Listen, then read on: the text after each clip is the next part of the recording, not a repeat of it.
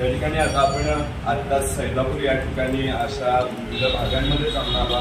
खरं तर या ठिकाणी पाहायला गेलं तर अल्पवयीन मुलं देखील या लॉटरी सेंटरमध्ये येत असलेली आपल्याला दिसतात. आणि जर आपण हे पाहिलं तर राजरोजपणे ज्या ठिकाणी खरंच पोलीस प्रशासन या कॅनॉलवरतीच अनेक पोलीस प्रशासन उभे असतात, परंतु असे जे विविध लॉटरी सेंटर आहेत हे का सुरू आहेत आणि पोलीस प्रशासन याच्यावर का गदा आणत नाही, पोलिसांचा आकार कोण आहे, या गोष्टी खरं तर पाहणं महत्त्वाचं ठरणार आहे. आणि या ठिकाणी आपण पाहिलं तर या अवैध धंद्यावरती विश्वास ठेवून खेळणारे ग्राहक देखील या ठिकाणी कोणतीही तमाव भीती न बाळगता या ठिकाणी खऱ्या अर्थानं यांचा राजरोजपणे हा धंदा सुरू आहे. आणि या ठिकाणी आपण अवैध धंदे हे अजूनही असे सुरू आहेत.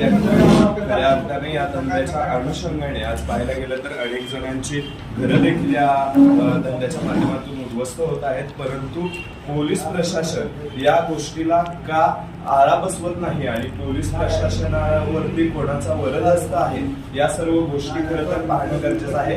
खरं तर या ठिकाणी आपण पाहत असेल की या लोकांना कुठलीही भीती आणि कुठल्याही गोष्टी खरं तर या ठिकाणी जाणून येत नाही आहेत. कॅमेऱ्याच्या मागील बाजूस पाहिलं तर जे या ठिकाणचे चालक आहेत ते अक्षरशः या ठिकाणचा जे त्यांचे ग्राहक आहेत त्यांना बसा बसा काही नाही असं खुणवताना देखील या ठिकाणी दिसत आहेत. मग पोलिसांचा आकार कोण आणि यांचा आकार कोण हेच पाहणं खरं तर गरजेचं ठरणार आहे. ज्याप्रमाणे सैदापूर मध्ये अशा ठिकाणी अशी विविध दुकाने सुरू आहेत, त्याचप्रमाणे कराडची देखील मालिका आता काही क्षणात आम्ही आपल्या समोर आणणार आहोत.